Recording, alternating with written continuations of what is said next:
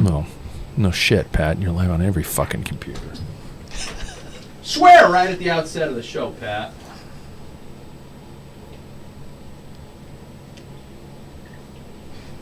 Yeah, Bruce Johnson made a comment on it. Yeah, I was just say, Jackson, did you see Bruce's comment about your not swearing on the air on Coffee and Comments? I didn't. What was it about? It was just that you did a good job and you don't swear, and I said, yeah, it's like making a cake without frosting. And which is a crime. What's that?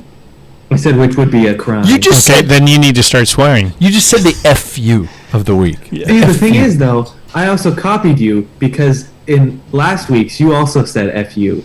Yes, you did. But at any point during the description did I just say "fuck you," which I did. At the end of it. Mm-hmm. Yeah. So there you go. You don't have to. If it hurts to say naughty words, Jackson, you know what? Good for you. Hold out, man. I applaud you. Well, it's just on the air, I'll be honest. It's his persona. So, I'm strictly playing a character. Yeah. Okay. Speaking of characters, oh no, I'm going to change the music, I promise, but not yet. Never. Well, hey there. Hey, Packfiller Podcast is about to begin. You can always follow the show through Instagram, Twitter, and even Facebook if you're still into that sort of thing. The show is streamed live every Tuesday at 6 o'clock Pacific on our Packfiller Productions YouTube channel, as well as on the Podbean app. You can call the show directly from Podbean and chat along in the discussion on both platforms. Now let's get to the Packfiller Podcast. How can you not like that music? I mean, it is just, it moves the soul. It warms the heart. It's deep cheese, but it's funny one time. Okay, it's like the I get knocked down and I get up again. Yeah. It was like, oh, that's a drinking song. And then about the fifth time, you're like, okay, enough. And then about the 500th time, you're like, are you suggesting people should get drunk and listen to your intro? Probably. And then they tolerate it better. Yeah, exactly. You got to see the top of my notes here. It says play opener. Paul hates it. It's on my actual notes. I put it in all caps, too. It's like I'm yelling. So, hey, everybody, before we begin, let me remind you about some of the great things happening here at the Packfiller. First, our premier swag box, everybody, for Club Packfiller members is going out on March 1st. To get on the casquette action. I never thought I would say those two words next to each other. Be sure and join up before then. Jackson just adjusted his casquette, and he's holding it in front of his screen as I speak. Boxes go out 6 times a year, and you don't want to miss out on the fun stuff, everybody. So be sure and check out packfiller.com. Become a member of Club Packfiller. Speaking of fun stuff, be sure and check out our new series, Coffee and Comments. I think we were talking about that before I hit the on-air buttons, but some of you might have caught on to some of that stuff. Now on our YouTube channel, where you get great reviews, recommendations from our bed-headed finest. Stay tuned for more fun on that one. And finally, this episode is brought to you in part from our friends once again at Gooder Sunglasses, just in time for St. Me Day. Get it? St. Patrick's Day. Yeah. Good. That was good. Yeah, I'm not a saint, but I ain't a sinner. Grab some Big Leprechaun Energy, their newest offering, just in time to avoid being pinched. Great fit, great look, polarized lenses, so you can see through that stupid green beer you ordered and understand that you should probably order something else, all at a price that truly doesn't break the bank. So, hey, and guess what? Packfiller members are going to get a 20% off discount in March and April. So, another reason to join up. So, it is once again time to do this.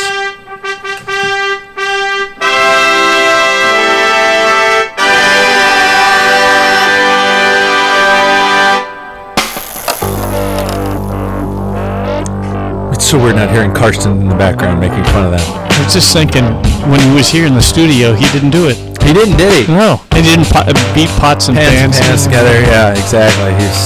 I think he was nervous, maybe. He might have been, because he's like, "Whoa, this is YouTube. This is legit." It's YouTube. Hey, you guys, welcome to another edition of the Packfiller Podcast. We are live on YouTube and the Podbeans as I speak, and as we are every week. We might have to switch nights sometime soon, though, as bike races tend to happen on Tuesday nights. Yep. I don't know. Yep. Because, Jackson just crossed his fingers. Perhaps Mondays, maybe. You never know. Let us know what night would work, because we just want to work around your schedule. We're here for you, Maybe I should just do this every day, If I could do this every day, finding content every day. Anyway, welcome to the usual suspects in his perch that we shall simply call Paul's Place. Let's welcome Paul Main. He just had a sip of beer, and I called out his name. Yeah, thanks. In his kitchen/dining/study room, also known as a college apartment, let's welcome Jackson Bulger. Hello, it's all in the room here. It is. And me, as I'm pushing buttons as usual, I'm Pat Bulger. I didn't come up with anything very creative because there's way too much fucking content to get through tonight's show. I'm serious. So if you guys want to call in at any given point in time, we got a ton of shit we're going to be talking about. And I have to do this. I have to say stop the music. You guys... That was a brick wall ending. This is, and and it is amazing how I said stop the music and the music stopped. It's almost like I'm the dumb shit with like 4 computers and a bunch of buttons in front of me. You guys, it happened. It happened. I'm not talking about anything sexual or my testicles dropping or anything like that. I never thought it would, but it happened. I've been hoping and praying for like 30 years for this to happen. And to be honest, I just assumed that it was always going to be the same. Everything was just going to be the same. But it finally happened.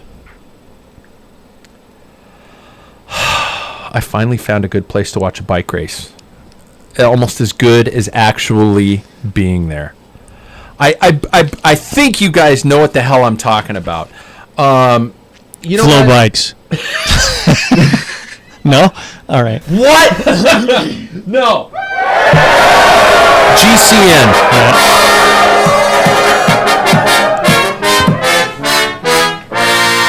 I had somebody ask me, "Are you going to mention GCN on the air because they're your competition?" I'm like, GCN.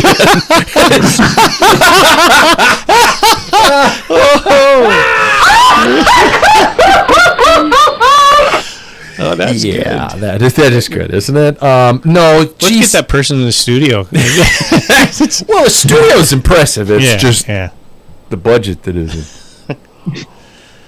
Jesus H. Tap Dancing Christ. That was a great coverage of a bike race. The live pass, which Jackson mentioned on the recent Coffee and Comments, is the golden ray of sunshine. I hope I'm not blowing this out of proportion. Golden ray of sunshine in the doom and gloom of online bike racing coverage. Paul, I assume you watched the Tour de Provence. Oh, yeah. Absolutely. And live. And live, yeah. Jackson, you obviously did. Yep. You better. Damn it, I paid for your membership. Would you guys have usually watched the Tour de Provence? Paul? If I had, yes. If I had. You would have watched it on Flow Bikes or yeah, NBC. whatever, yeah. Jackson, would you have normally watched it? If you had access to it? Oh, yeah. Really? I just heard you guys are full of shit. I watch anything with bike racing. I mean, we never had content like this before. I always think of it as omelette, omloop, het nieuwsblad, omelette. I'm hungry. Het nieuwsblad. Is that how you pronounce it? I hope I got it omloop. Right. Omloop, het nieuwsblad. Just spit, and it'll sound like it. Nieuwsblad. I usually consider that like the first real race worth watching in the year. I've hardly ever watched. Well, I've never watched Tour de Provence until last year when I heard about Nairo Quintana flying up Ventoux.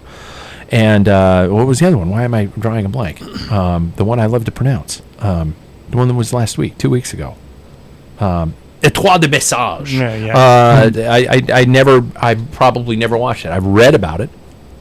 So I have to admit that I was just kind of like, okay, I would probably have logged in and watched the Ventoux, and you guys are probably saying, this guy hosts a podcast about bike racing, and he's admitting that he wouldn't watch a race. But I probably would kind of skim through it.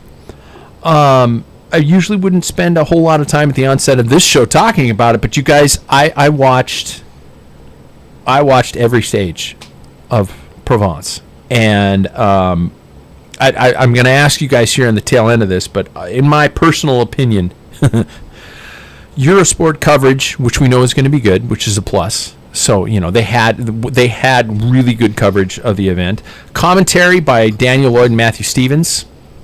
Holy shit. No, yeah. Where's my plug? Where's my bell sound? Shit! Well, I lost How the about bell. this? Yeah. Ding. Ding. Yeah, exactly. I have a cowbell, or something like that. Matthew, who's been on the show, who was on the show a couple weeks ago. Great perspective. I love knowledgeable. They're funny. They're irreverent. They're talking about all different kinds of shit throughout it. I don't know if you guys picked up. At one point, they're talking about who was it? Somebody's better half who does shoe painting work and stuff like that. And it was great. It was energetic. It was a little all over the place like those guys are, and that's a compliment because it's just like sitting down and listening to people who know what the fuck they're talking about a bike race. And it was smooth. And Matt Stevens' energy in the final stage, in the final sprint, he's got excited. He's all over the place. And I was impressed. Ease of access. For me, who doesn't wake up early in the morning, it was immediately available on demand. And I watched the whole thing straight through. Now, if it was a perfect world, there would be an app on Apple TV, and I could do it right there. I streamed it from my phone to my Apple TV, and it was flawless. So I hate to. Am I ruining anything with what you guys? Any reviews you got that I missed that you guys want to comment on the particular product? GCN is not a part of this show. No. I'm not kissing their asses. I'm telling you that this was a legit coverage. Yeah, I think. Go ahead, Jackson. Yeah. I think it was a bit of a refresher in my mind, a little bit. Just having the ease of access. Having fun commentary. I mean, throughout this, I even watched the Classica de Elmera. I didn't which watch was it, another no. thing that was listed on there. So just having the access to a lot more than I'm used to is really nice. And their films are also pretty good that they're putting out too. So. Yeah. Yeah, the commentating between Matt Stevens and Daniel Lloyd were fantastic. To me, it's like, when Paul Sherwin and Phil Liggett, that's what I grew up on. But this was better. I mean, because there was more down my alley. The humor was better. It was, the side stories that they had, they bounced off of each other really well. And that's, Paul and Phil do too, but this is a completely different. I enjoyed every single. It was, even though I had to go do something, I made sure the volume was up so I could hear them. I mean, usually I can walk away from a bike race, and we've mentioned many times how boring bike racing can be when there's a breakaway and you can see they're holding it at 2 minutes. So really nothing's happening, and they're filling. Anecdotes and all kinds of different things. Yeah, I thought it was spectacular. And I knew you were going to like it because when I got off and I looked and it didn't show the winner. Not a single spoiler. Nope. Yep. Not a single spoiler. Nothing, no hashtags, no anything like that. And for $25 $25 for the year. If you order before the end of February, right? To the end of this month. Yeah. And then it goes still, to 40. it's worth $50 because Flow Bikes is way more, and it's like every time you go on their schedule, for me, I'm like, there's no Flanders. Yeah. And they're supposed to be covering Flanders. Now it's on there. It's like panic, But how nice is it to have one location, to have even these off-the-beat things when we have 10-degree day like we did? Yeah. What are you going to do, stay inside? I hopped on the rollers and watched, something and replayed.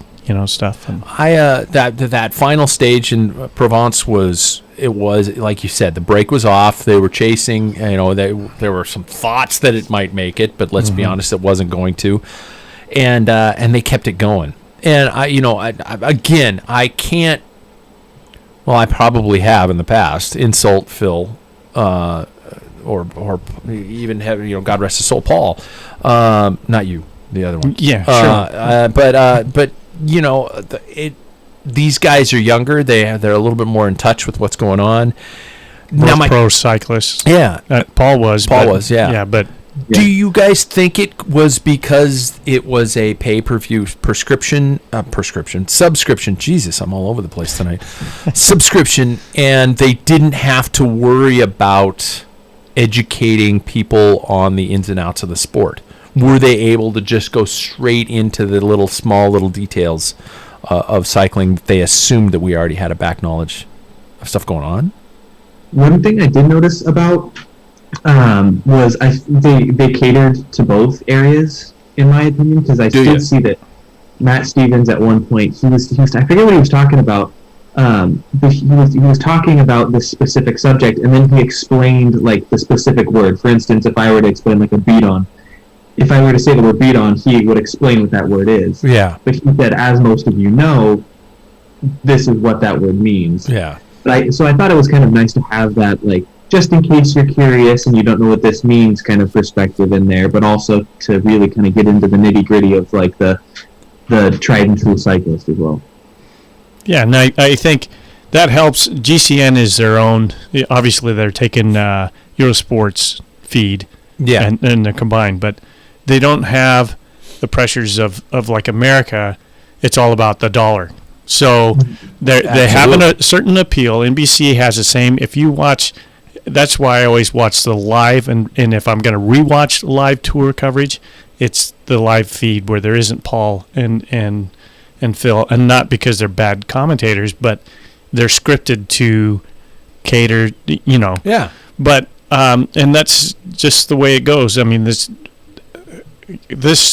whole app, this GCN Plus, is like a dream come true, in my opinion. This is the way it should be, and I know they're not going to get it. It would be nice if NBC drops the ball and they picked up. Yeah. Ooh. I think the tour is too big of a cash cow. Yeah, it is. So that they're going to have to charge more. GCN would have to charge more, which I'd be willing to get rid of NBC. I would too, and that's Peacock. Yeah. Oh. But I'm really happy with it now. I have a genuine question for people out there who are like me, who don't get up in time to watch it live. I think every time I logged into the stage, I was probably down here hopping on the bike, or at one point I think I was having my morning coffee and I went, oh, the bike race is over, I can watch it now, because I've just been trained that. Mm-hmm. And I would love to know from anybody out there, or Jackson, if you might have, like, you got up. Oh, hell no. No, if you could wake up during the race and still start it at the beginning. Oh, that's interesting. Yeah, I don't know. I of course got up way too late for that, because in Europe it happens at like 4:30 a.m. Yeah, Paul's up at that time, but I'm just like, fuck, I'll just get up a little later and not look at social media. That would be interesting, though. I think you can join it live. I don't think you can replay it, though. Okay, because man, if you could start at the beginning any time, I'd pay him $100 a year for that. Yeah, I'm serious. I would, and it's because it's worth it. Brent's on. He says he didn't know if he doesn't know if it's a replacement for Flow Bikes. They'll have some races that Flow Bikes has their schedule already. Yeah, I think everybody's going to have their stuff. Yeah, I think this is a great start, though. Yeah, I mean, I was looking at GCN's future coverage. It looks like UAE, which starts next week. Kern and Brussels, Kern. Strada Bianca, Milan San Remo, the whole Giro d'Italia. Mm-hmm. These are all live. Yeah. And there were a lot of other events that they're covering, but they're all the highlights and things like that. What's cool about what they'll do with the Giro is the after, like what they did at the tour with the Eurosport. Yeah. They'll have like Wiggins or a couple of guys talk about the situation. And girls. What's her name? Yeah. I can't pronounce her last name because I'll butcher destroy so many things. Etoile de Message. So I guess what's up? Go ahead. Well, I was just going to say one thing about the app. I know it's early days for them, and today was my rotating day off. So I woke up and I thought, oh man, because it started Monday. They have all those film shorts, and you don't have to be like a diehard racing person to enjoy this because they have adventure. They have they're going to be coming up with a story about the lost recent history of bicycles or the new bicycles and how it evolved. That's coming up. I mean, there's a lot of different things in there. People going across, that guy went around the world and was it less than 80 days? Yeah. Or whatever. Oh, yeah. That guy from Scotland. And yeah, I mean, the app is not on Apple TV, which I have, but shooting it up, I have no problems right now. And it's early days, and I can't imagine once the more people sign up, the more they're going to have money to improve their product. Yeah. And right now, I'm pleased as punch. Yeah, like I said, with all the other ones that I know you subscribe to, the same as many as I. NBC, Flow Bikes, and now GCN. Plus. GCN Plus. GCN Plus. Sorry, thank you. It's exhausting, and it's not cheap. I mean, Flow Bikes is what is that? $60-$70 a year? I don't know. I think it's something like that. I think I have it just. Take my money. Yeah, I do too. I have it on automatic. And then one time a month I'm going, I'm going to go out and get grocery. What the hell? Oh shit! GCN came out. Not GCN. Flow Bikes came out. But and I've obviously been on record as bashing Flow Bikes. And the only thing I'm bashing Flow Bikes on is their spoilers, and that's it. I don't mind their coverage. I think it's I love sometimes when the coverage comes on super early, and I still have this floating head of Paul Sherwin where he was doing sound checks beforehand, and he's flipping off the camera. He's just like, and I just thought it was hilarious, and I took a still shot of it, and I have that somewhere around, floating around. But I don't mind the coverage at all. I just wish they'd understand that they're not a news source; they're an entertainment source. Hey, have you guys, either Jackson or you, have you guys watched any of their films? I watched one yesterday. No. Which one? I watched. I started the one with Ted King and how the breweries and one. Mm-hmm. But then because I'm not, as you guys know, I'm not a big beer enthusiast, and that's kind of what that takes up a lot. So I kind of we still like it. Exactly. Yeah, I jumped around a little bit, and I did the one where Cy Richardson and I forget her name, but she joins him through Colombia. They ride through Colombia and find the perfect cup of coffee, which is really interesting. I like that one a lot. Yeah. So there's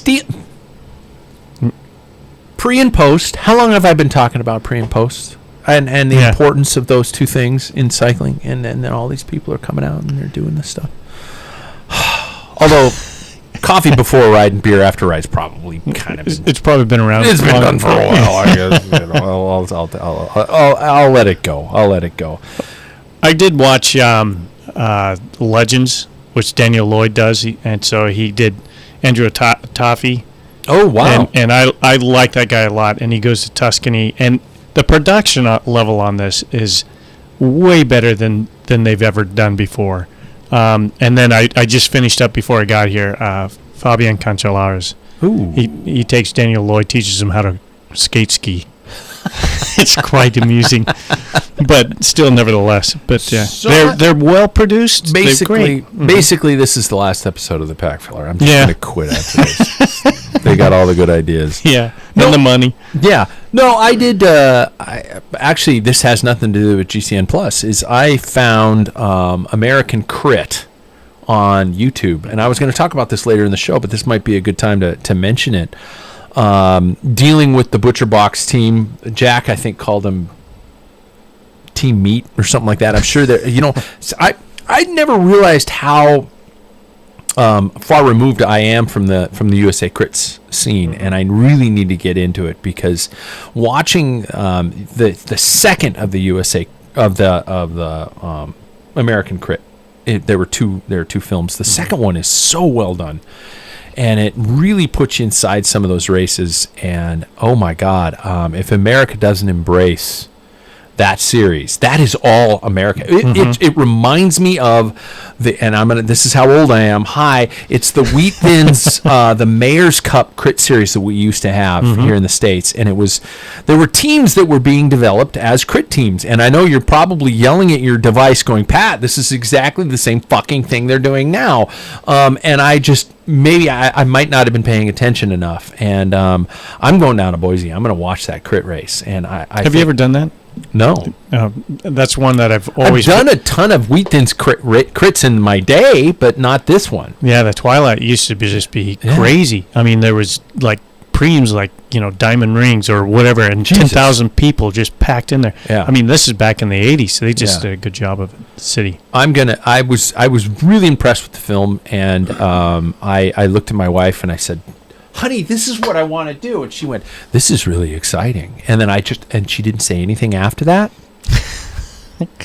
So I'm taking it as a green light. My wife said I can help put on or start to put on a USA crit race in Spokane, Washington. So, and Jack's on board. So, we're good. And we talked to somebody who wants that too. Yeah, we did. So yes, you guys, that would be so cool. Okay. 25 minutes in, and I didn't get to who's riding. Who's riding? Jackson Bulger, are you riding? I'm indoors. As I mentioned on Sunday on Coffee and Comments. Nice job, by the way. Portland's going to hell. What? Nice job, by the way. Oh, thank you very much. Yeah. It was a fun little time. I had a great time. But yeah, it went to hell in a handbasket here in Portland.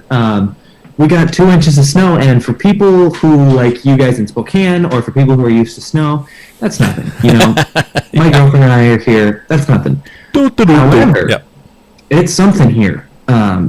People walking the streets, like fast food is shut down. Are they stammering in the streets? Is it like a zombie thing where they're just kind of slowly walking around confused and shit like that? Yes, that's the weird thing. It's so strange, and so I've been remaining indoors. The weed shop's closed. What was that? Sorry. The weed shop's closed. I'm joking because weed's legal here too.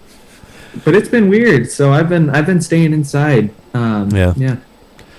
So you're just Zwifting. Chasing cartoons. Is that what you call it? Zwift and Sufferfest, jumping between the two. You race cartoons. Race cartoons. You did. I did, yeah. Tell me about your riding, Paul. I don't race cartoons anymore. I got rid of that. Rollers, and as I mentioned before, I watched some of the films on GCN that we spent 25 minutes talking about.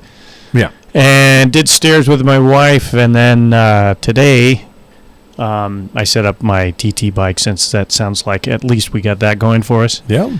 And then I did a little research today on the UCI legal bike. Oh, I was so out of whack.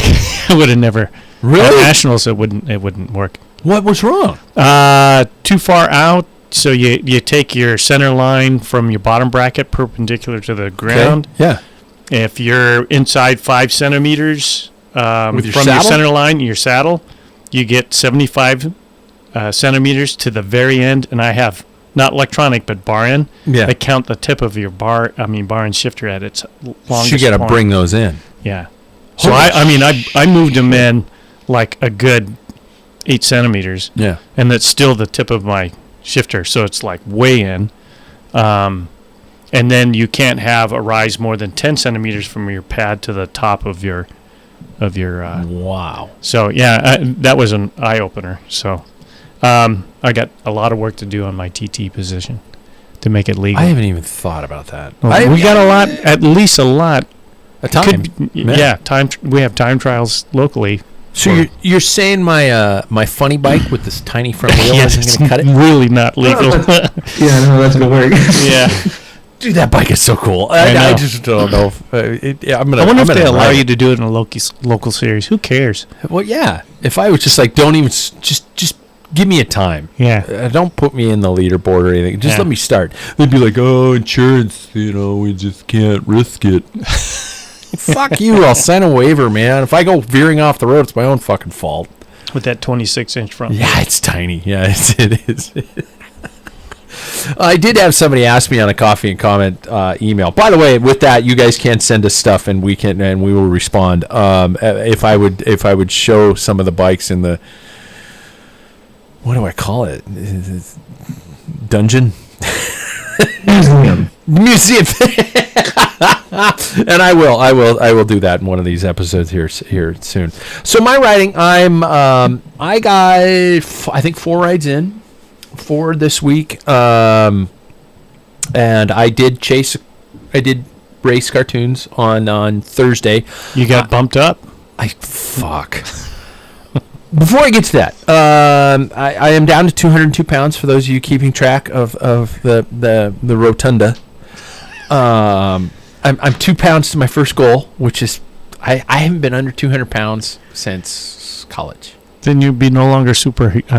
Yeah, I won't be simply huge. Simply huge. Yeah. And I won't be able to categorize myself in this Zwift. Yeah. In the 200 plus category, which is really, I'm thinking about that. I'm like going, fuck, I'm top 3 in this one. Mm-hmm. Maybe I should just keep drinking beer. Yeah, stick to the good shit. I might have to stop the intermittent fasting though, because I think when training starts getting serious, oh man, not eating, especially on days where you're going for a long ride, you can't wait till noon to start eating. So I don't. We'll see about that one. But Jack Broadhead is probably listening, and that yes, he is. That. By the way, stock up on toilet paper and water. Make sure everything is secured. Hook a generator to your house and get plenty of fuel because the apocalypse is here. Jack Broadhead has been riding like fucking regularly, and he just called me a Clydesdale. Fuck you, Jack. You can call on Podbean, Jack, you lazy piece of shit. But he's been riding a lot, so things are freaky. I believe we're still on for a spring training camp in April, and Jackson, let's just watch his face reaction. School's a tough one. But, school. Blow off, man. Everybody used to go to spring break, and just like, spring break, bro, we're just going to spring break. And then you leave and you blow off your classes. Senior year, nobody matters. Yeah, except our spring break got taken away. So, that's true. That's true. But I've been enjoying the races. I've been doing the crit series on Thursday nights on Zwift, and if anybody is at all interested, let me know via email, via however you contact the show. If you're a member of Packfiller, Bushwood. I should have called it fucking Bushwood. Damn it. If you're a member, chime into the Facebook group and let me know if you guys would be interested in lining up on a specific race. I think it'd be kind of fun to have a bunch of dipshits in matching jerseys and shit like that. But I've been enjoying them. They're harder than hell. And I got force upgraded. Motherfucker. There I am. I'm swearing, Jackson. I take up the swearing for both of us.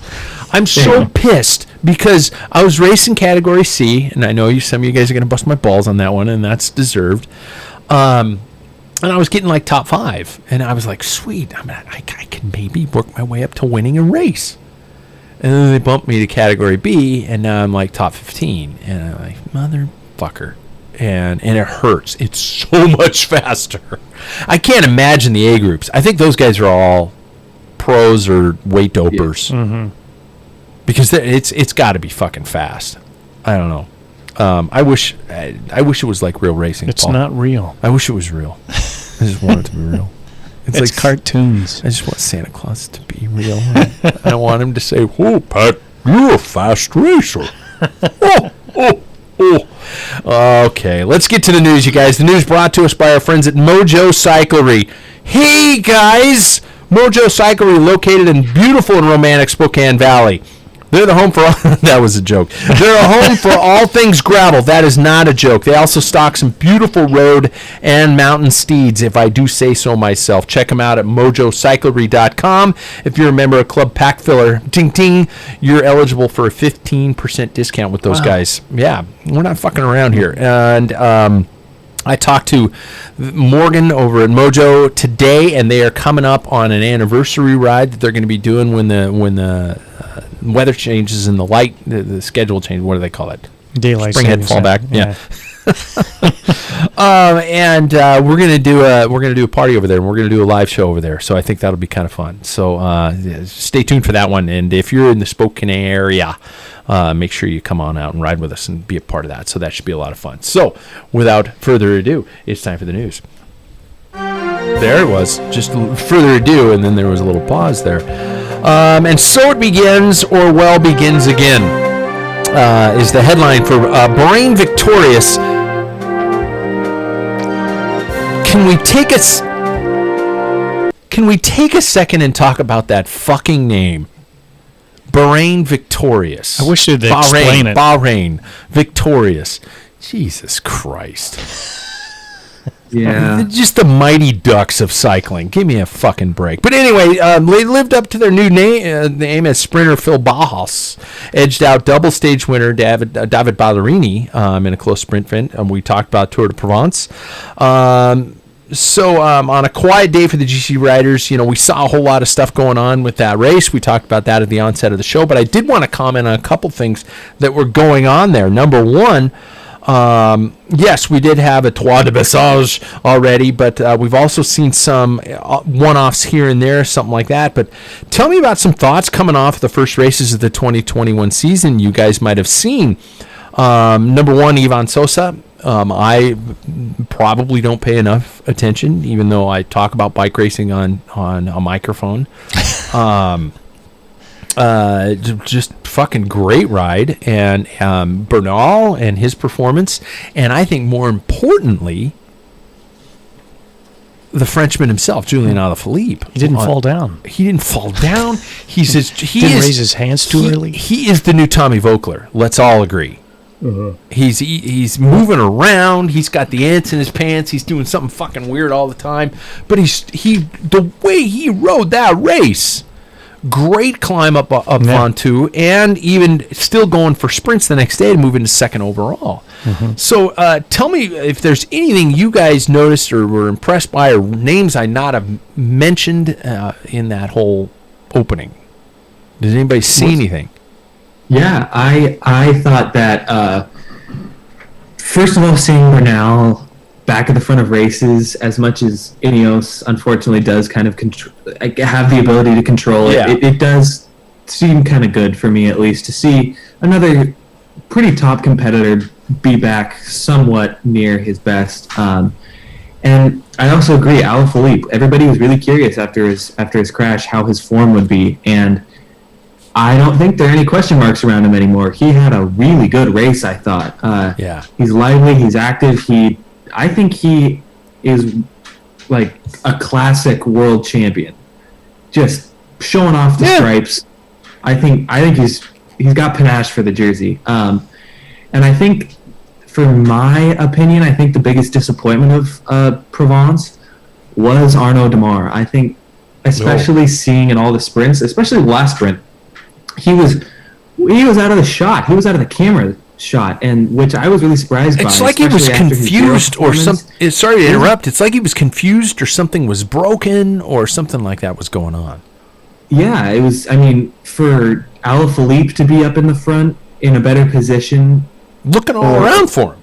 No, I'm thinking of his team. Mm-hmm. Yeah, but like for riders who are not traditionally sprinters to be in better positions than Démare, I found that pretty interesting. But yeah, a lot of really cool insights, and I think Sosa at the moment is going to be a great domestique for the likes of Bernal and the other GC contenders. Carapaz. Yeah. Mm-hmm. Yeah. Well, Sosa was a big prospect, and Trek had him almost. I mean, he had the pen in the hand. He's too young for Trek. No, yeah, that might have been the problem. But this is like 2 years ago. This is like, was it 19 or 18? That really? Yeah. So he signed with Ineos. I mean, Trek did everything they could. They coaxed him. He made verbal, commitment towards him and everything. And then the next thing you know, old Brailsford says, "Go my way. I've got money."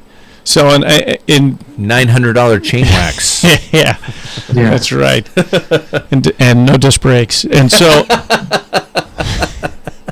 Jackson didn't even flinch. I'm watching him on the screen. He's just like, whatever. Yeah, fuck you, man.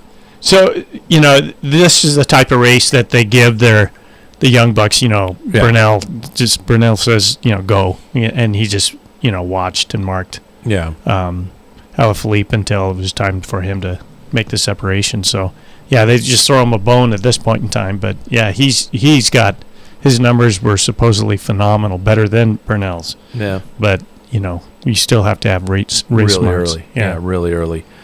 Any observations in some riders that you might have seen over the last couple weeks with Bessage and this race in terms of what we might see in some of the future one-day races? We've got some of the early Belgian races coming on with Omloop and with Kuurne. Jackson, I'm going to give you a second to deal with the fact that Peter Sagan is gonna miss it. He's out for a little bit longer. He's going to be okay, Jay. He's okay. If you clap real hard, he'll come back to life, like Tinkerbell. But I believe he's staying and training a little bit more now that he's recovered from COVID. But any riders you guys might have seen that you're going, oh shit, this is somebody I might want to watch for some of these early spring races, because God, these first two especially are so hard to judge. But yeah, somebody always is like, one of you guys is always like, oh, look out for Casper Asgreen, and I'd never heard the name a couple years ago, and I was going Asgreen. But yeah, now you watch him and the guy's a fucking horse. Yeah. But is there anybody you guys are seeing right now at this point where you're thinking, watch them this weekend? It's this weekend. What is Omloop, isn't it? No, it's next weekend. Is it? It's the 20. It's the 27th, and I think the 20th. Oh, I think. I'll have to check the. Yeah, we might have to look at the phone. Let's go to the phone. Jackson, anybody you've seen? Yeah, I think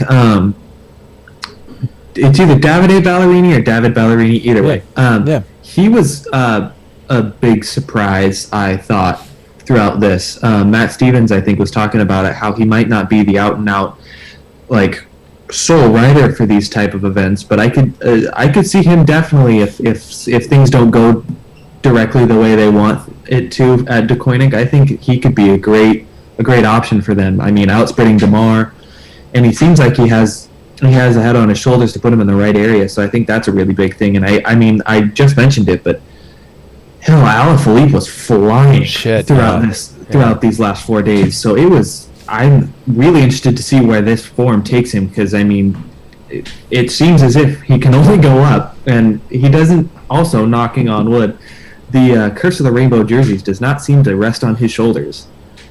Yeah.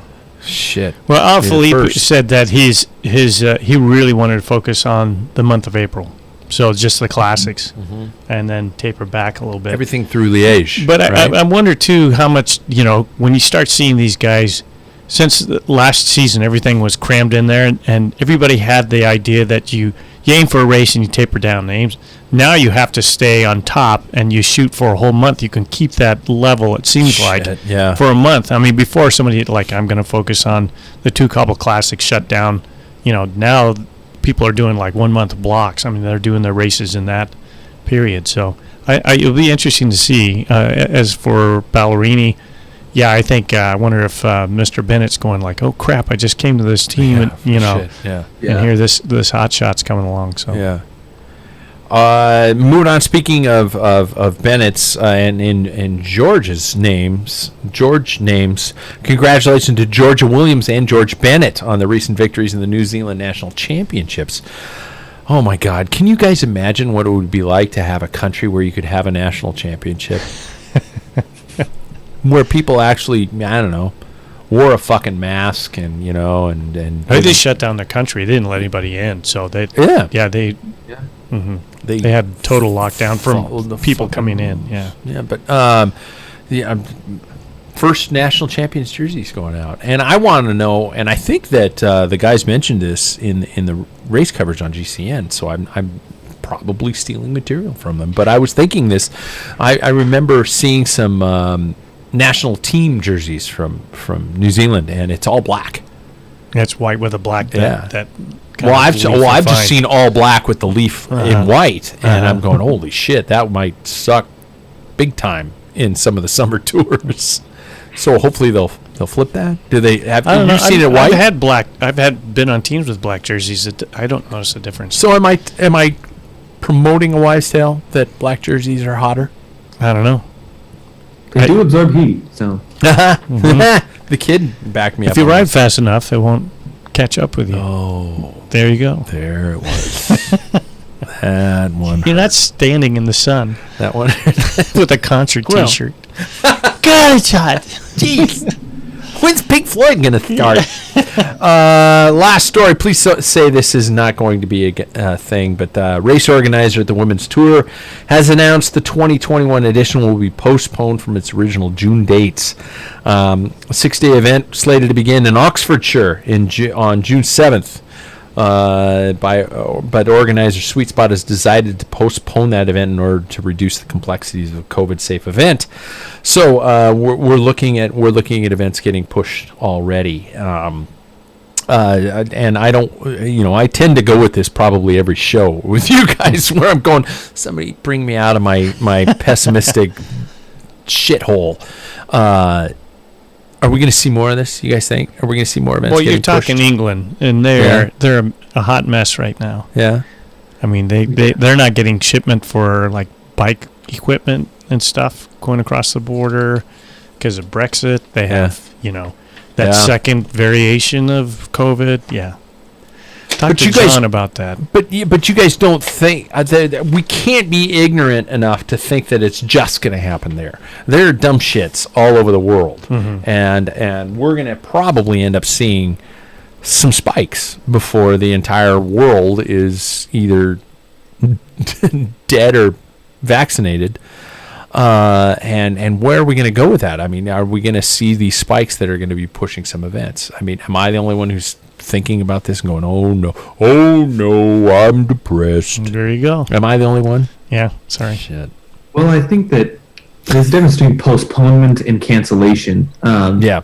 And I think that's the thing that I think needs to be focused on. Well, yes, it isn't happening at the desired time that we all got our hopes up for. Yeah. As we experienced last year, we're gonna get these things at some point. And whether it be all in a 3-month to 2-month block, or whether it be when it's supposed to happen, it's going to be a pretty good race no matter what. And so I think that's what I'm trying to hope for. And we can't not, or like, it can't get any different from what we experienced last year anyways. Like, if we have to wait, we've already done it, so. I'm worried about September. I mean, everything seems to be getting pushed to late August, early September, even early October. There are only so many days that an event can be pushed. I'm even thinking locally, where everything is they're starting to shove all this stuff, and it's just starting to get packed into those weeks. I think of local races where we here in Spokane have a gigantic basketball tournament, outdoor basketball tournament that happens usually April. June is it June? Sorry, June. Oops, yeah. April. The second weekend or third weekend in June. Yeah, but now it's being pushed to September. What's going to happen when a community can't handle all these events? I mean, are we going to get to that bursting point? Right. It's up to the organizers in the city, each individual city, how they're going to deal with the problem. I mean, it's a little more complicated than everybody's saying. I'm going to do it this day. We're going to fill up the calendar. Yeah.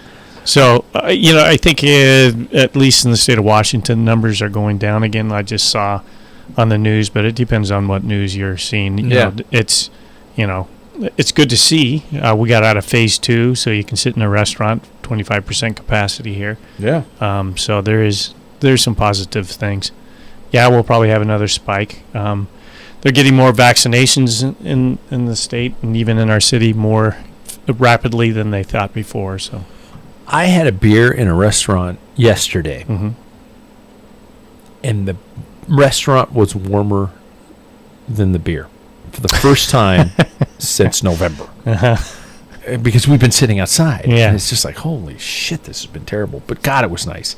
So I don't know. I hope. God, I hope. I do. I'm not always negative, you guys.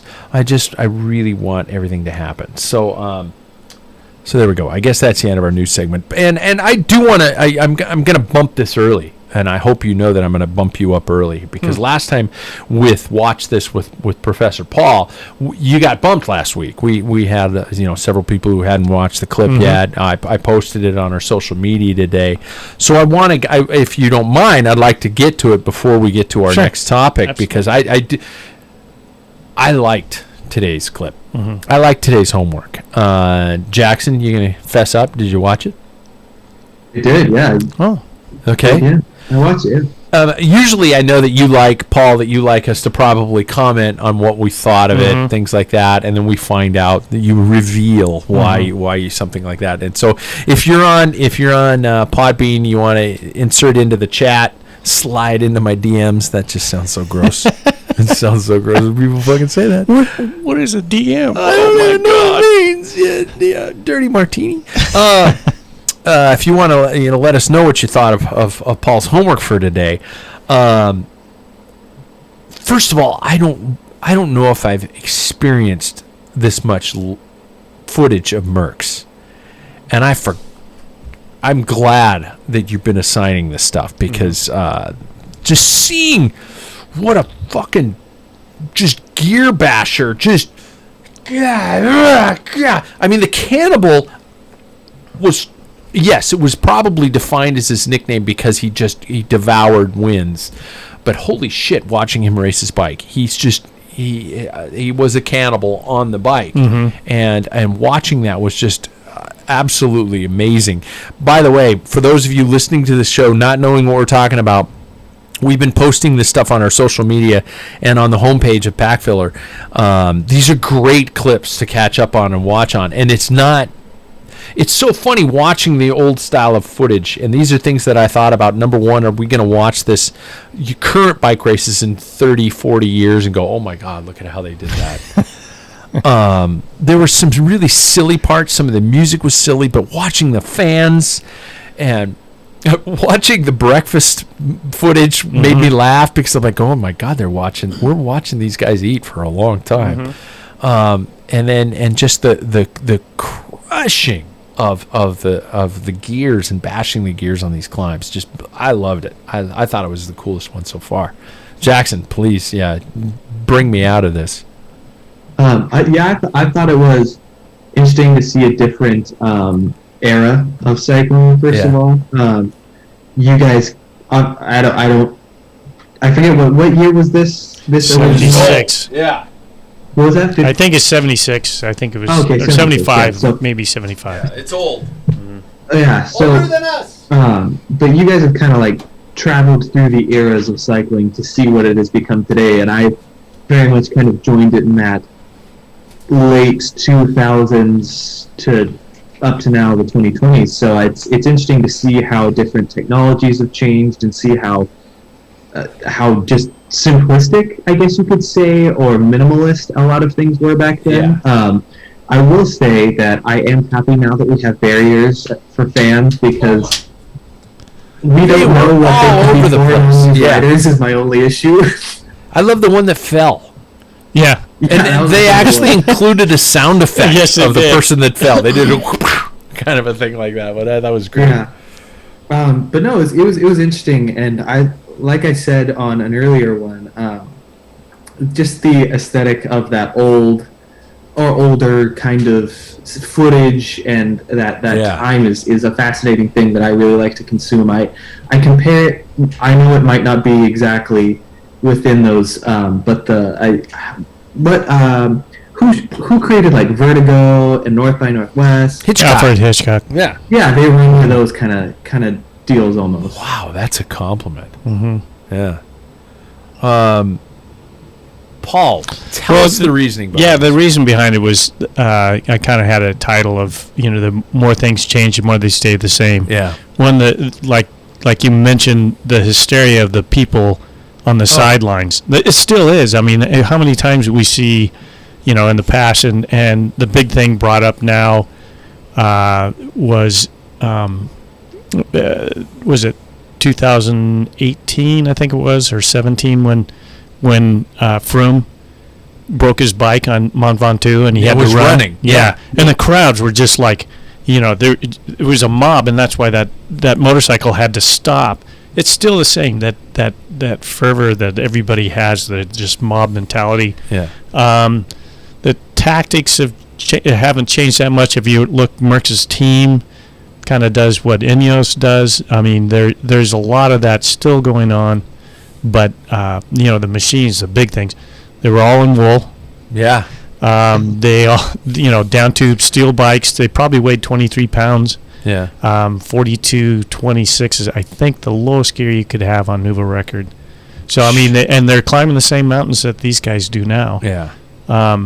But also, I liked what Fuentes said about, because he hit the wall. He attacked Merckx. Oh, yeah. And he didn't eat enough. Yeah. Yeah, and he says, I had cramp, Yeah. and he laid awake thinking, how about these journalists? And the battle between the journalist and the cyclist are still ongoing. There is a huge divide between the two of them. And he made a good point. What if this journalist is typing a story and he has a cramp in his finger? He can stop. I can't. I have to go. And then he mentions that he's got another little part he talks about, people always feel sorry for the guys that almost didn't make the time cut. It's just as hard winning as it is losing. Yeah. I mean, it's hard. It's a hard sport. So, I like that section. It was a great clip. Again, for those of you guys who didn't have a chance to catch that one, look on our Facebook page because I included the link there, and I thought it was really good. Is there anything on you got for us next, or are you? Yeah, I'm bringing it at a little closer to Jackson's time period. I'm going to have two back-to-back, believe it, because we're going in the classics. There's Cervelo team test team did their Beyond the Peloton, and they did these little 7-minute segments of their races. And you can go into theirs and follow, but the ones I'm going to do include are the ones for Flanders and Paris-Roubaix in 2011. And this is the year that Cervelo test team merges with Garmin. Oh, okay. And there was some clashing ahead. If you read Jonathan Votter's book, 9 Lives, you'll understand there's Thor Hushoff, who's the world champion, and him. Yeah. Oh, really? Yeah. But you don't really see it on that little, because they're not going. It's promoting Cervelo team. So, but it's interesting. And just to keep in mind, Thor was not happy in that race, in the Paris-Roubaix. Not happy with Jonathan Votter's. I'm trying to think of what he did. Yeah, I'm trying to remember. His teammate, and it's not a big spoiler because anybody can look it up, his teammate, Johan van Summeren, who ended up winning, and he was almost virtually on a flat tire. But Cancellara was getting pissed off because Thor was ordered not to race, and he's in the World Championship jersey. Oh, shit. And Votters pulls up, and you got Van Summeren up ahead, and who's not a potential winner. Yeah. They're throwing the dice. They don't know. And Jonathan Votters has Peter Van Petergem as a DS to help him out on the classics. Yeah. Van Petergem can't say, he didn't know what to do. He doesn't say a word the whole race, this whole moment of choice of who wins the race. But you don't see this in the clip. Yeah. But keep that in the mind. Van Petergem, who won Roubaix and Flanders in 03, he's brought in to help the classics. And he's just like staring straight ahead, and Votters, what the fuck do I do? Really? Yeah. And so he chose Van Summeren, who wins, and then proposes to his girlfriend to get married. And sadly, they divorce. Oh, no! Later on. Oh. Yeah. He said that was the biggest mistake he ever did. Well, not because of the marriage, but because it became so public. Oh, wow. Van Summeren, yeah. There's a little background before your homework, people. So watch that. It's kind of entertaining. These are the best homework assignments you could have. And several of us are really slacking, and we're watching them like on Tuesdays before we come on the show. But I'll post those on all social media and get those out there and get those going. So I do want to talk, and this was we're at 59 minutes, of course. Wow. But I do want to talk about something I brought up last week. And this was off the air. I talked to you guys last week. And so I do have to say our topic brought to you by our friends at Giant Bicycles. You've seen them in the Peloton. You've seen them on the trails. You've seen them on gravel. Hell, you've likely seen them in Wales. See how I did that? Mm-hmm. You've seen them in the Peloton. You've seen them on the trails. You've seen them on the gravel. Hell, you've seen them in Wales. See how I did that? Giant Bicycle has the model for you and your riding style, from the best in the race to the smile on your face. Get over to Giant Bikes. Did you write that? I did. .com or giantbikes.com, or even better, your local bike shop to schedule a ride today. So here's what I want to do, you guys. I want to talk about, and the term alternative racing has been kicked around a lot. And with everything happening in our society, I think that we need to find a different way to skin this proverbial cat. And no, I'm not going to, condone killing animals. Sorry, Jackson. Jackson says to buy a cat. I'm saying to skin it. But I want to talk about different ways of approaching this sport. And we've always been pretty good at it. We've had different alternatives of styles of racing, from track to road to mountain to gravel, and fondos and all these types of things are being created. And I think we're at a crossroads right now where things needs to be done. And so what I want to ask you guys is, especially in this time of COVID, if we can't do this as a big group, what can we do? And here's, I've come up with some concepts, and I told you guys about these, and I want to know what you guys think of them, and I want to know if we could kind of brainstorm this and see if there's new ways to create a brand new breed of bike racing. So no pressure. All right. We have to come out of here with the best idea ever. So, here, I'm gonna throw out some of the ideas that wake me up in the middle of the night. Okay, the first thing, and by the way, where is it?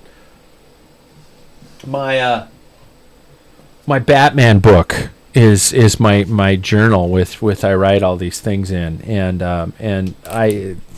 If somebody were to break open this book and go, "Wow, Pat's deepest secret! Holy shit, this guy's weird," it would probably be that, because I'm writing stuff about bike races. And he's bike into race latex. Formats. What the? Yeah, exactly. But okay, so for example, I was thinking of this series that I want to put on about in terms of creating races, and I was going, if we're still in this phase 2 of COVID, or even if we weren't, are there ways that you can create something that attracts a lot of people, especially those people who are new to the sport, but also attracts the people who have been at it for a long time? That is one of the great things I think we can say about fondos, is everybody can sign up for them. You race them or you don't. You get a cookie, and you're good to go. Paul, you're looking at me like, fuck, I hate fondos. I don't hate it. I think that, all this alternative racing stuff, I think it's good. It gets people out on bikes, gets them outside. Yeah. It doesn't do anything for me. I mean, a fondo once in a while, like when I did Coeur d'Alene, as much as I poo-pooed, yes, I said it again. Nah. It was kind of fun. But you pay so much money for those, and it's like, it's the dollar value is not, because I'm cheap. But I like, hearing things, like Justin Short and his little stuff, and those guys have tons of fun. That's what it's about. And we're all different. And I did mountain biking. I never raced one. I cyclocrossed. I did race that. And they weren't, it's like, yeah, that's fine. Okay. But they just don't, but road cycling is like, I just live and breathe. Yeah. So, and then there's some people that are just like Jackson. He's and Lachlan Morton. I just threw you in with Lachlan Morton. Whoa, there. that's a nice. Yeah, I mean, willing to do anything Yeah. on two wheels, which is, Yeah. I think, is absolutely cool. But it's not me. Okay. Let me throw you out. Just let me pitch. Like, I'm throwing a TV series idea at you guys, okay? But these are just simple bike races, okay? The first thing that popped into my head when we were trying to put these events together, I talked about doing a series, okay? A series of races. And I was thinking, okay, if we can't do mass starts, how are we going to be able to amass these races where people can show up every week? Our members show up, they sign up in advance, and they go. Or if you're not a member, you pre-register, you come to the race like you would any other race. And I've been thinking about varied surfaces because, sorry, Paul, it's not all just road. But you fly around on gravel. I don't have a like problem that. with gravel. Yeah. I've been thinking of varied terrains, climbs versus flats versus things like that, and distances. Here's my question for you guys. The concept of a solo, 2-person, or even up to 4-person, I don't want to call it a time trial, but that's kind of what it is. I'm not talking aero bikes. I'm not talking all that kind of stuff, but I'm talking about that format where an individual or a small team or a 4-person team launches onto a course at a specific time, almost like a breakaway. Okay, and within that specific course, you are, like a team time trial would be, judged on your second, third, or fourth rider, depending upon the size of your team. And we do this over varied courses, varied distances, and things like that. So, for example, we have one where it is a 15-mile gravel loop, and okay, you sign up. You register for the event because you have to stay socially distanced, and we can't have more than 20, 30 people at a venue at a given time.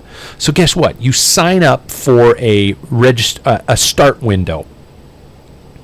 Okay, I'm going to go with 3 or 4 guys who are in my immediate bubble. We're going to show up between 6:10 and 6:15. We're going to roll up to the start line. We're going to tell you our name and our number. I'm going to say start anytime you want. I hit the stopwatch. You're gone. Okay, you do the course as fast as you can. Maybe even on the longer courses, you have courses within a course. You have a specific hill climb that is separately timed. You have all this kind of stuff, things like that. Okay. That's one race, a style of a race, a 15-mile loop, a hill climb time trial. I've been talking about even a crit course where you have 5 laps. Each team is given 5 laps, and you can race them however fast you want. You have 5 attempts to get the fastest lap of one rider. It's the ultimate lead out. You could use all 5 to build up the speed, get comfortable with the course, and do just a balls out lead out at the end, or you could do each lap at a time. We're just going to roll into it. We're going to do bam. Okay, we're going to rest for 2 minutes, and then we're going to do bam and give it again, or something like that. Those are my first ideas. Thoughts on that one? I want your opinions. Honest opinions. You listening online, I want your opinions. Would you do that type of a race? Yeah, I like ideas, especially now where we are able to participate with just by ourselves or with people who we've kind of kept close throughout this time, and to be able to go as hard as we can. I don't think there's been a lot of opportunities to do that over the past, coming up on a whole year now, over a year now actually. And so I think any idea right now that we can come up with is really good. I like the ideas, especially, me, mixed surfaces. It piques my ears a little bit. And also having the possibility of different courses. It makes you think different every single week. It doesn't get you into that rut of how am I going to do the same time trial week after week after week. It kind of gives you that idea of, okay, we got to plan and strategize and talk about who's going to be the specific rider for this week to make the effort. So I like the idea, and I think approaching bike racing at a different way is something that is also needed. I think some fresh ideas to spice up the world is something that I think that it's a good. I think that's a good part of it. That it's different. We haven't seen stuff like this too much before, so I like it. Yeah, Paul. Well, you're my hardest agree. critic. Yes, and I might be on the positive side. Yeah, I think obviously what I like to do, that formula has been going on for a long time, and it really doesn't draw people in. You know what I mean? It doesn't. It's a TT. No, just road cycling. Oh, you know what I mean? Okay, yeah, it doesn't. Your format could bring different groups of people, outside. They would never think about doing a road race, possibly saying, "Hey, this would be fun," like Washington Trust Classic, where they had that corporate cup. Remember the TT? Yeah. It brought out my sister-in-law, who'd never raced a bike before, did a team time trial. Yeah. Those type of events are great. That's a positive. For me personally, if I was going to sign up and this was out there, I would certainly look into those because I want to race. Yeah. But if it goes full-fledged where we can do standard, racing, then I wouldn't probably do it. I mean, I can't do both. You know what I mean? Unless there's an open weekend. Yeah. But it wouldn't be my priority. Here's what I'm thinking of. I'm thinking of this being a predominant weeknight series to start. I'm talking with local promoters. I don't want to get in their way. And we're talking about probably like a Thursday night series, okay? Some buddies of mine do a Wednesday night mountain bike series. Our local club here does a Tuesday night series. Oh my God, if we could have 3 nights of racing a week, holy shit! And doing it that way, and then going from there and building it. Now, if mass starts were suddenly accepted and legal, would the plans immediately shift? Probably. For at least every other race, we'd switch to a mass start format. I think when I was originally talking to you guys about this, having the finale, the last actual race be on a weekend, but it is a longer course. It is a 50, 60-mile course. And the teams you have, as I said, multiple segments within the course. You have a hill climb, and you can take it almost as a enduro. You could race the whole lap for a time if you want, or you could race the individual segments. You could do the hill climb, recover, get to the beginning of the gravel section, race the gravel as hard as you can, do a flying 200-meter finish section if you want to ride those individual sections. That would allow for people to pick and choose maybe areas they want to specialize in, but it would also allow the people who just want to go out and hammer the 50, 60-mile loop the chance to get a best time. Anything? Yeah, I nodding doesn't work in an audio podcast, you guys. Just letting you know. If you think I'm full of shit, tell me I'm full of shit. No, I think that it's like I said before. Any sort of racing right now, I think, is what we need to really be optimistic about. And I also like the idea of giving people multiple options within one race. Yeah, because I think that does, like Paul said earlier, draw a lot of people, draw more people than just a specific audience, which I think has been so lost in the sport for such a long time. And I think that now bringing that into it is a really positive aspect. Did you guys see the recent efforts of Alex Howes and Lachlan Morton in the they called it the Old Man Winter Race in obviously Colorado? Yeah. It is a specific course that is designated. It's not marked, but it is on everybody's GPS, and the race consists of, you may ride with 1 or 2 other people. I think it is. Is that it? I think, and the course is technically open from this weekend to 2 weekends from now, and the fastest team who reports their times wins. And it's a form of race that people are going out and doing because there's nothing else out there. Yeah. Well, I could see that. Ted Chauvin used to do a Strava TT series like in March in this area, and he had it. You could only do it on a Wednesday, and he had it like, I don't know, 2 or 3 weeks. Yeah, I'm not sure.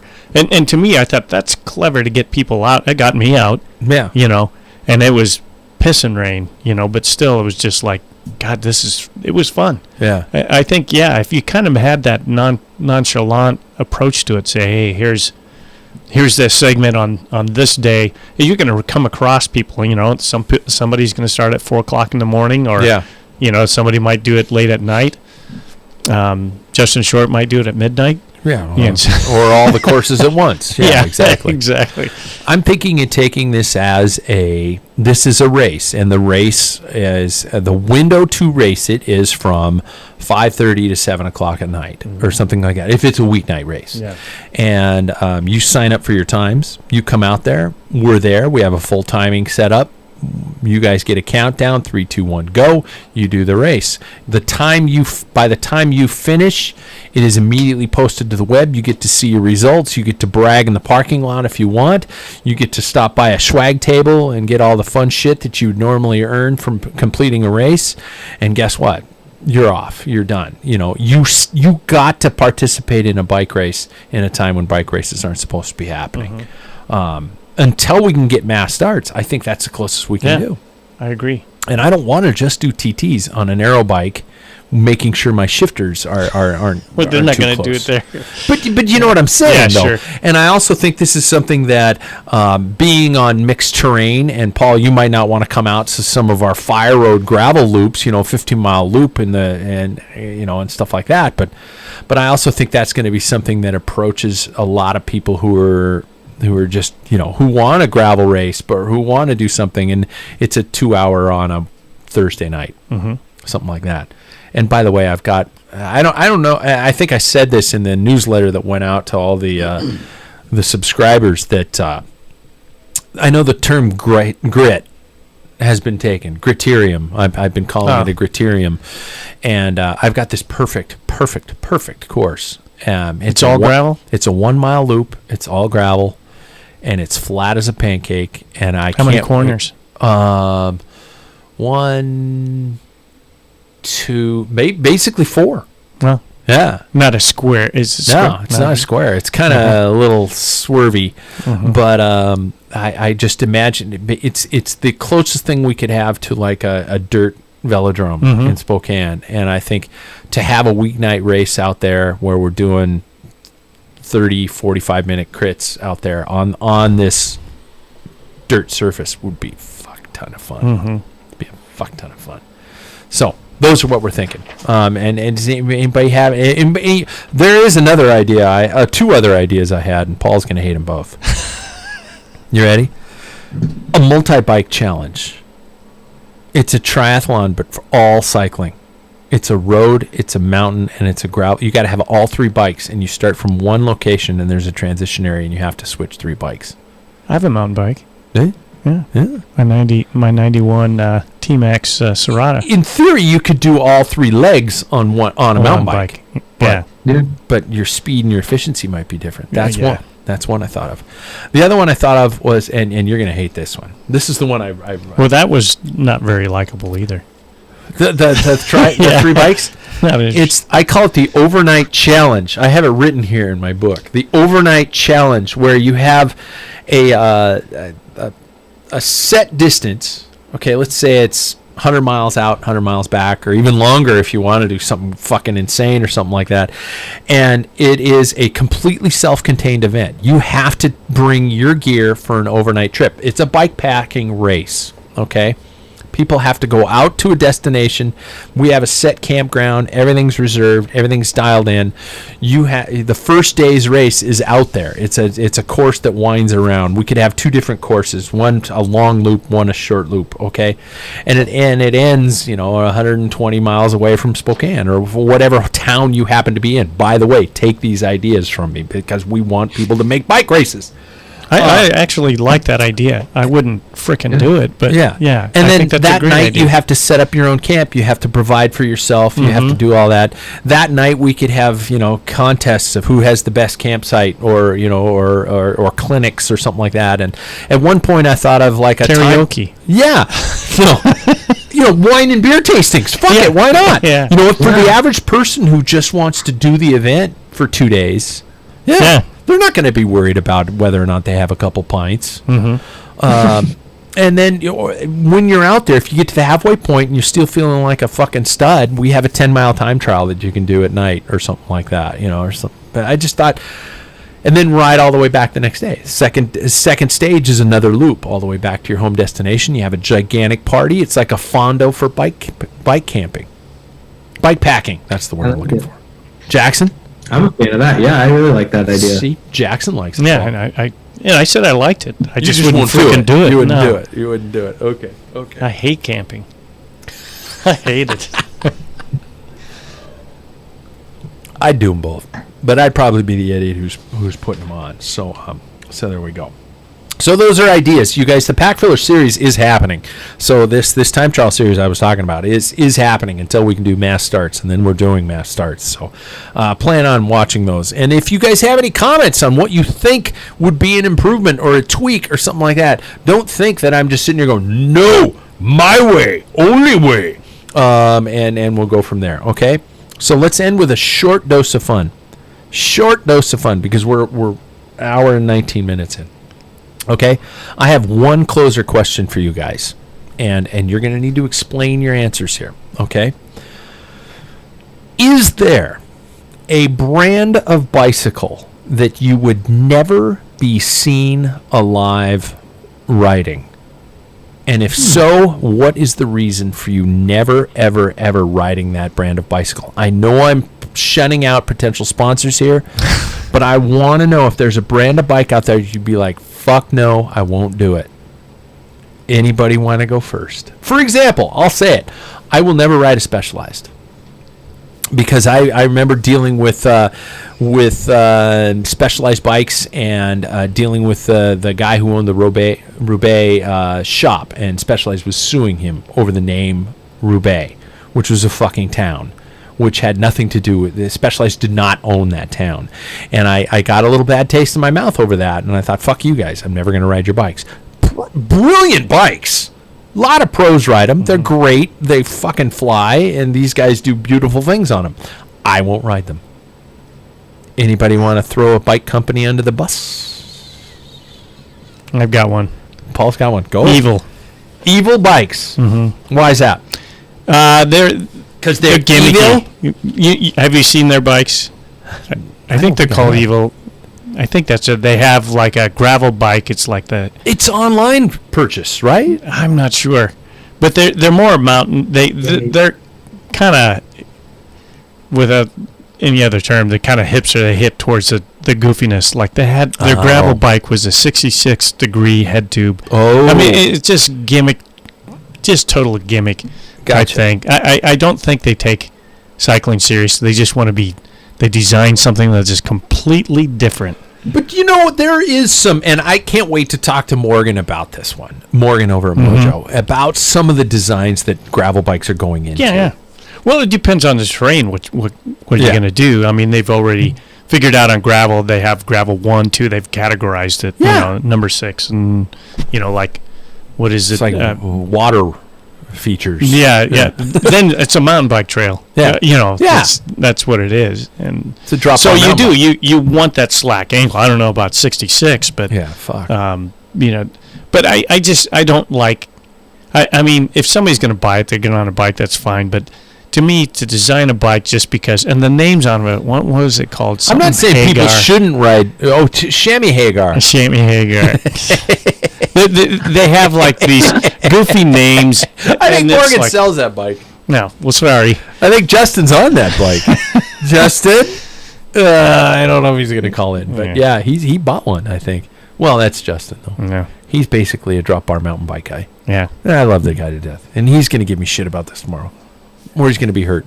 Because he made our Coffee and Comments logo. By the way, when you see that one, that's Justin's work. Oh, was it? Yeah. And I, in return, as soon as he finishes his video for his when the Man with the Hammer song, we're going to be playing it on this show. So I'm not saying that people should not ride Specialized bikes. I'm saying I don't want to ride Specialized bikes. So yeah, you don't have to. You're not saying Evil is not a bike for everybody. You're saying Evil's a fucking bike you're never going to ride. Yeah. Jackson. I think now that I'm thinking about it, it's not that I wouldn't ride this bike, but it's just that I'm going to say Specialized as well, because it's not that I wouldn't ride a Specialized ever. I mean, they're pretty nice bikes, and to see some of like people I look up to, like Alaphilippe and Sagan riding Specialized, like I find that to be a pretty telling sign that they're not half bad. The beef I have with it though is the price of them. Yeah. The fact that their tarmac SL is so expensive, like I find that not in the consumer's possibilities in a lot of senses. Because I think at that point, while yes, bikes are pretty damn expensive, when you get to a specialized type of price range, what was that? You said damn. Yeah. But I think when you get to that specialized type of price range, I think it becomes a luxury item, rather than a consumer item, in my opinion.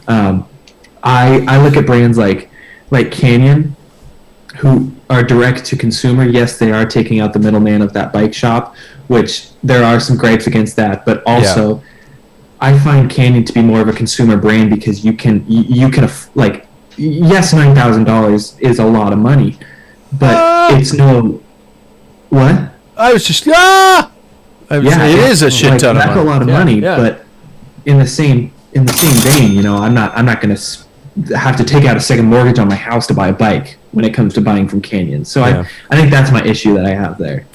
I mean, you could mix into that. You could talk about the Pinarellos, some of those, the Dogmas that are what, 12, 18 grand. You could talk about a lot of brands. I mean, some of Trek's highest stuff, right over your shoulder.